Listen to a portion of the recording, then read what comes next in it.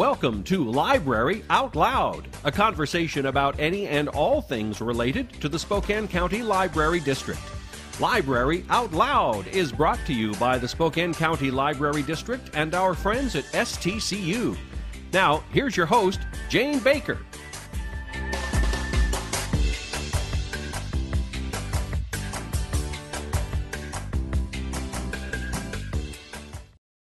Hello and welcome to Library Out Loud. I am Jane Baker with the Spokane County Library District, and here for another program, I have two wonderful guests. I have Brad Keeler and Linda Parman.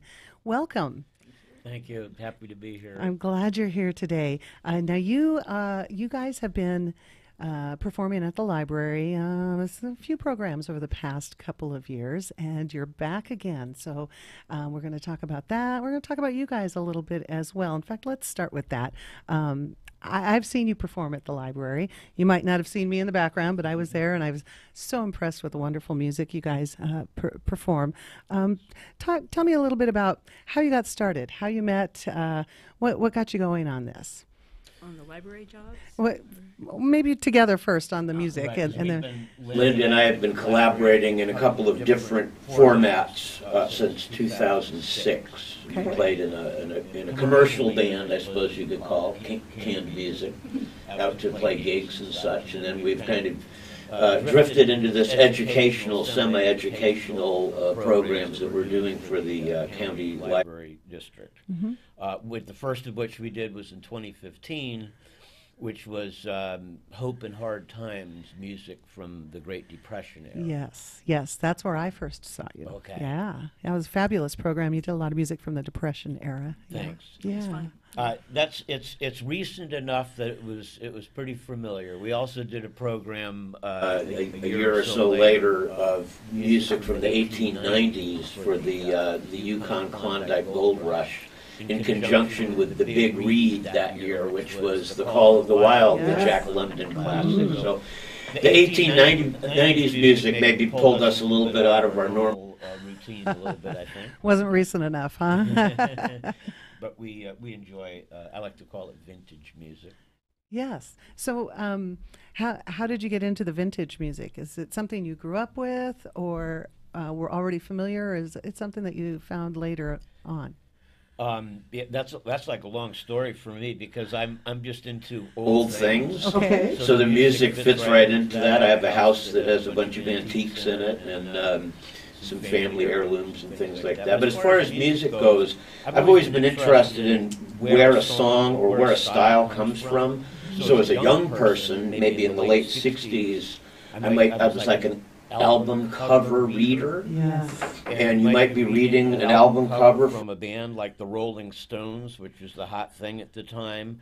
And there's a song on there written by Robert Johnson. Who's Robert Johnson? Mm-hmm. You know, and so that leads you down a trail to finding out about Delta blues music and things like that, and how it's like the origins of rock music that the Rolling Stones would play or something like that. Yeah, and then seeing who influenced the Rolling Stones, and fascinating. And Linda, so then how about you? How did you get into it? Into vintage music. Well, my musical history started when I was 4 years old, participating in a Christmas pageant for our church. And then in junior high and high school, I was in the marching band and choirs and all that kind of stuff. So I came through more from a classical training, and then went to university and majored in music education. Oh, awesome. And then when I, in later years than that, over 40 years ago, when I came to Spokane, I should backtrack a little bit. While I was in college, I learned to play the guitar, and it was folk music then. And I participated in some folk music bands and started stretching out from the classical. And then when I came to Spokane, I decided that I really liked jazz, and I wanted to learn how to improvise. Yeah. And so I thought the way to do that was to get to know my instrument better by playing with old-time fiddlers.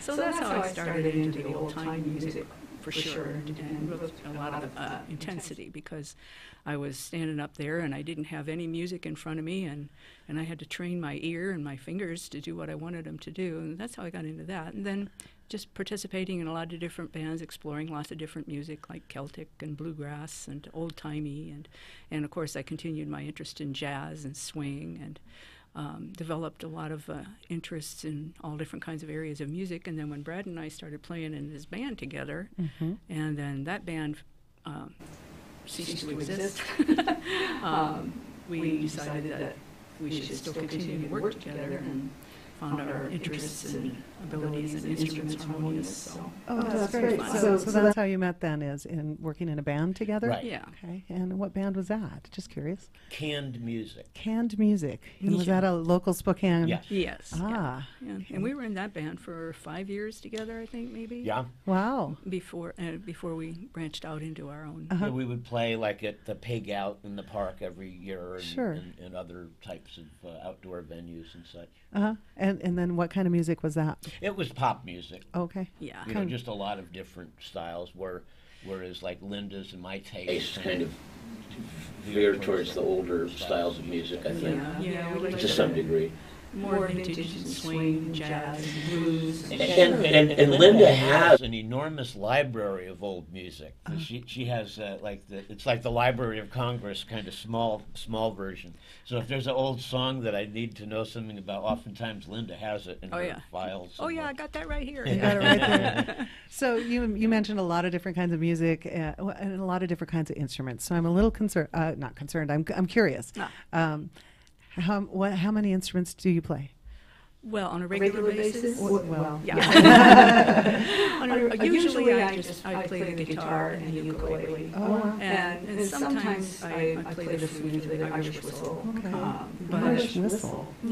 sometimes called tin whistle, sometimes called penny whistle. The one that I have that I use most often is made of brass, but it's an Irish very whistle. interesting. Oh, we'll have to have that next time you come. Well, Be interesting. Well, in fact, in the library programs that we've been doing the past several years, you've also played the auto harp. Right. A little bit on mandolin. Yeah. So I don't play the fiddle so much anymore. So between the two of us, we have an interesting array of instrumentation that we can bring. You know, considering which instruments are appropriate for which project. Sure. In regards to the library. Well, the programs that you have coming up, and they start on Saturday, I believe, right? Yes. Moran Prairie on Saturday, November 3rd from 11 to 12. And the program you're doing for us, we're commemorating the 100th anniversary of World War I, and so you're going to be doing music from the World War I era. So it fits all nicely, and it's probably, maybe, is that a little bit more modern than what you did for the Depression era? No. Or for the Backwards. Gold Rush Yes. era. There you go. It's a little bit newer. But Yeah. it's close. Close. So this current program is the title is Over There, Songs of the First World War. And of course, Over There was the well-known of the era, a pretty well-known song by George M. Cohen. Yes. And that's of course, that'll be one of the songs we'll be doing. Yeah. People will expect that. When I said I was coming to talk with you on the program today, people would start singing that song to me. So you're right, that's the one they think of. Yes. And speaking of songs, we're going to talk more about the program and more about you guys and your music, but would you play a little bit of us before we go to our break? Sure. That'd be great. So in the World War I era, of course, the earlier years of the war, the United States had a policy of not being involved, and that was a popular sentiment among a large part of the population. But the sinking of the HMS Lusitania changed that in large degree. There was a number of Americans that perished in that in the torpedoing of the Lusitania. So this is a song that was written within about 12 days of the sinking of the Lusitania, and it's called When the Lusitania Went Down.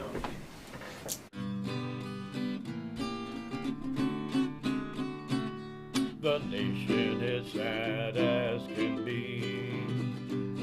A message came over the sea.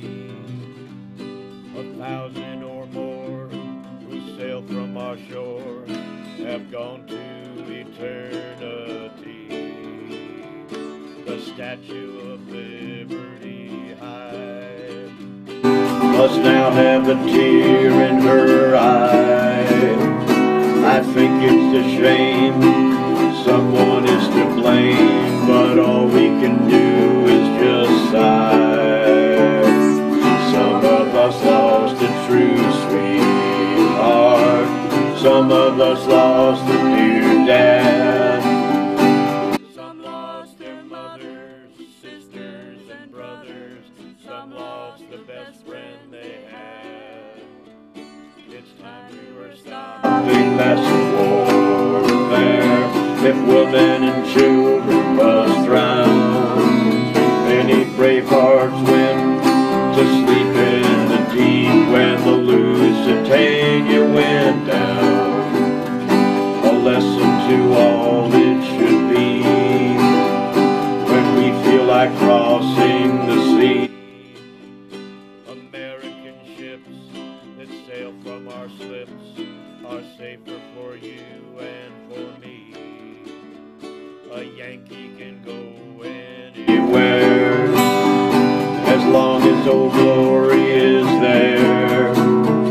Although they were warned, the warning they scorned, now we must cry in despair. Some of us lost a true sweetheart. Some of us lost a dear dad. Some lost their mothers, sisters, and brothers. Some lost the best friends they had. It's time they were stopping this warfare.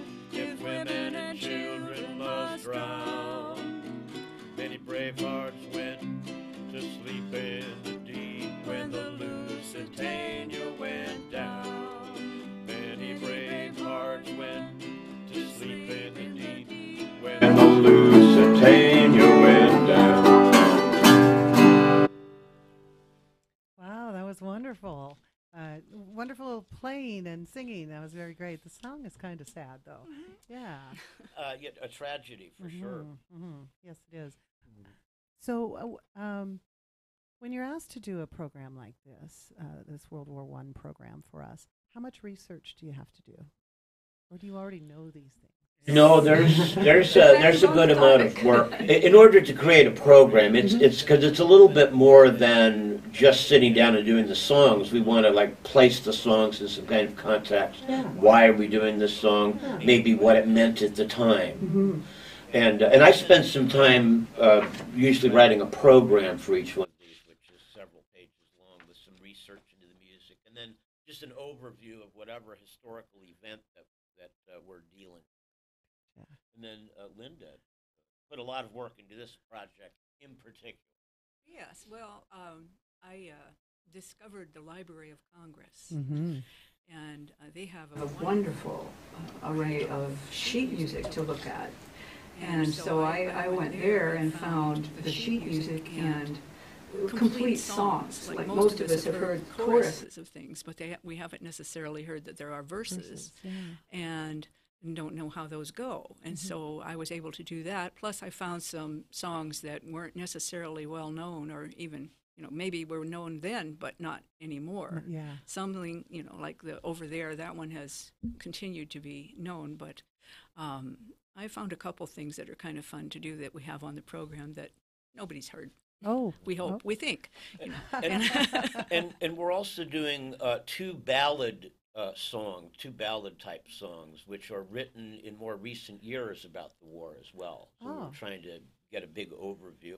And one popular at that time anti-war song, which is important to add that voice to the discussion. Yes, that's important because you hear a lot of the anti-war things around Vietnam War and things like that, but not with World War I. Maybe not so much. Right. Yeah. There's at least one song that was very popular at the time, sold a lot of copies that we'll be doing. Oh, looking forward to that. And we're going to take a break here and be back in a couple minutes, and we'll talk more with you and hopefully get another song from you. That'll be great. All right, we're talking with Brad Keeler and Linda Parman, and I'm Jane Baker on Library Out Loud. We'll be right back. Hi, I'm Larry Myers, owner of River Ridge Hardware. Welcome to our garden center here on the corner of Garland and Driscoll. We have fresh plants that come in weekly from all of our local growers. We can make your garden look like our garden. Here at River Ridge, we've been here 30 years. We're your full-service neighborhood hardware store. This is our sprinkler aisle where my knowledgeable staff will help you put together your sprinkler system so it will make your yard lush green for the spring and summer. This is River Ridge Hardware's rental center where we provide a multitude of equipment for rent for the do-it-yourselfer.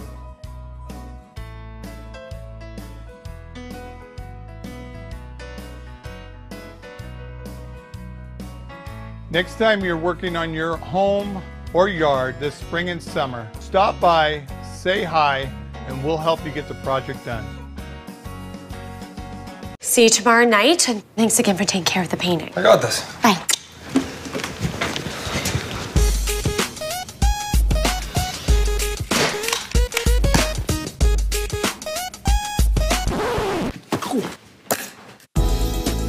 Weekends are made for painting. Let the experts at Rada Paint take care of you. Hi. This looks amazing. Rada Paint, over 80 years of quality, tradition, and trust. Find it in every can.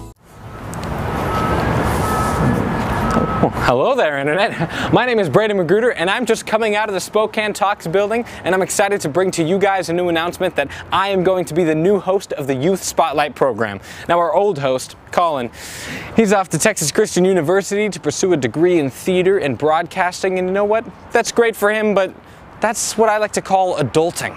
And you know, I don't think that we have time for adulting with the Youth Spotlight program.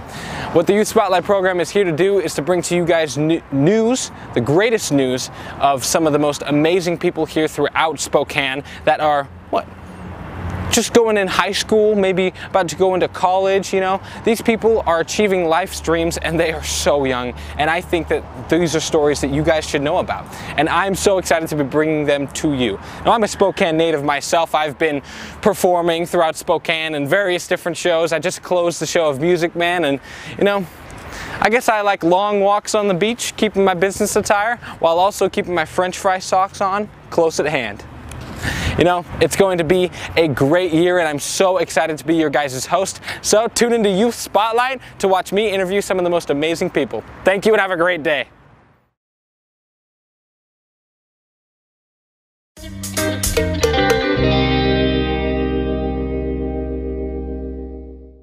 And welcome back to Library Out Loud. I'm Jane Baker with the Spokane County Library District, and I have Brad Keeler and Linda Parman, local musicians, and you're doing a program at the library.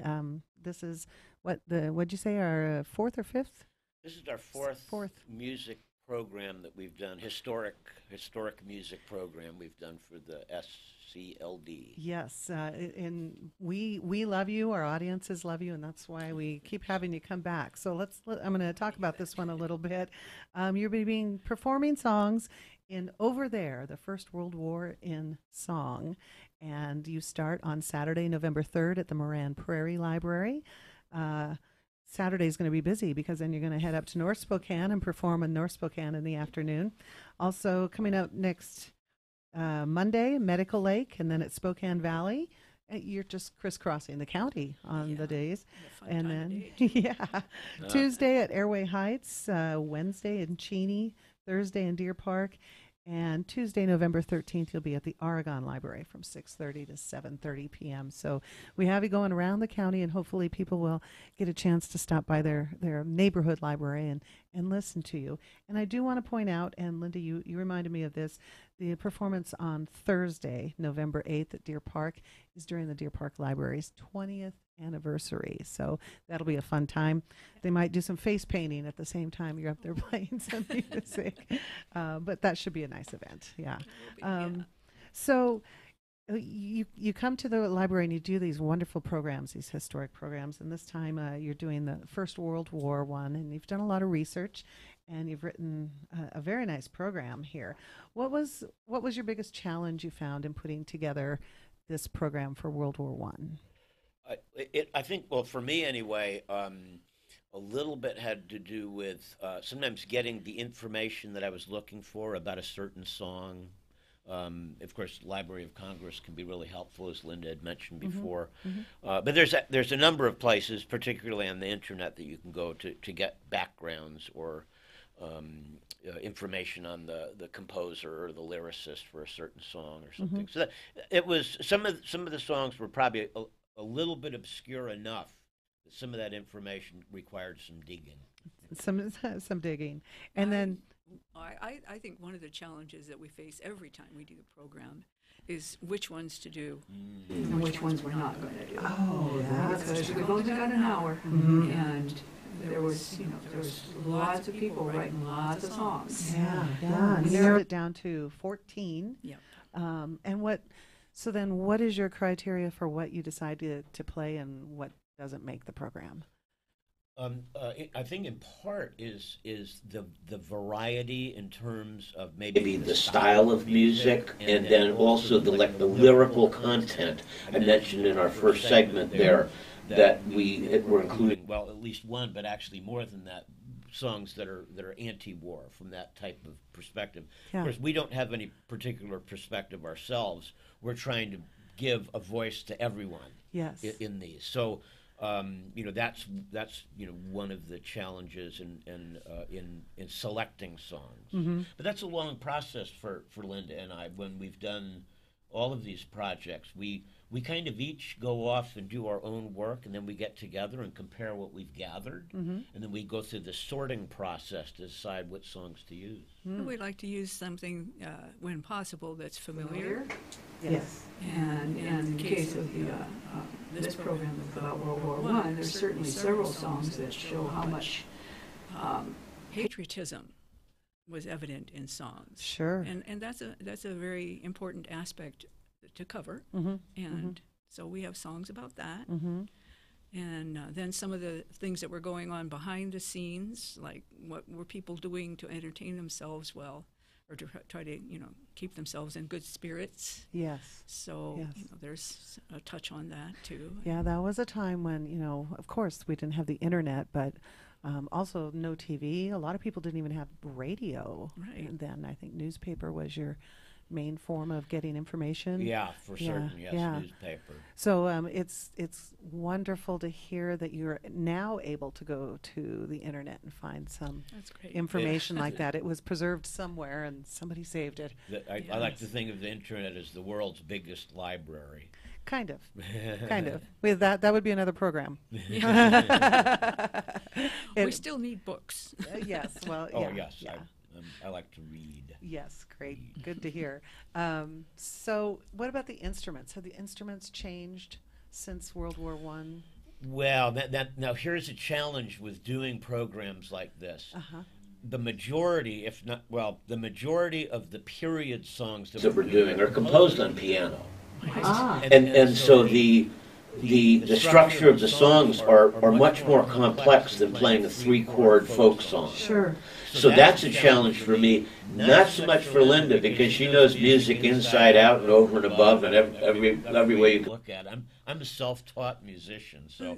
Well, the ukulele was a real popular instrument back then. Ukulele, yeah. And a lot of these songs lend themselves more easily to being played on the ukulele than the guitar. Sure. It's a simpler instrument, and it works. It's better. It's easier. The ukulele's made a comeback lately. It's become very popular again. So I have a friend that collects several of them.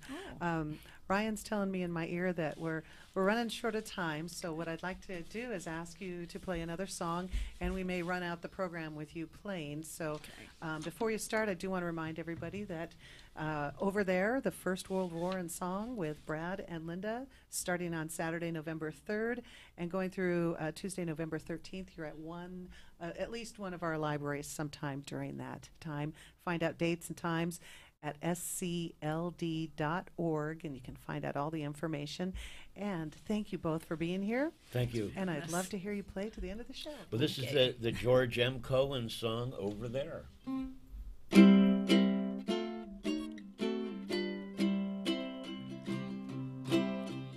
Johnny, get your gun, get your gun, get your gun. Take it on the run, on the run, on the run. Hear them calling you and me, every son of liberty. Hurry right away, no delay, go today. Make your daddy glad to have had such a lad. Tell your sweetheart not to mind, to be proud her boys in line. Over there, over there. Send the word over there. That the Yanks are coming, the Yanks are coming. The drums are coming everywhere. So prepare, say a prayer. Send the word to beware. We'll be over, we're coming over, and we won't come back till it's over there. Johnny, get your gun, get your gun, get your gun. Johnny, show the Hun who's a son of a gun. Hoist the flag and let her fly, like true heroes do or die. Pack your little kit, show your grit, do your bit. Soldiers to the ranks from the towns and the tanks. Make your mother proud of you and to liberty be true. Over there, over there. Send the word over there. That the Yanks are coming, the Yanks are coming. The drums run coming everywhere. So prepare, say a prayer. Send the word to beware. We'll be over, we're coming over, and we won't come back till it's over there. We won't come back till it's over there.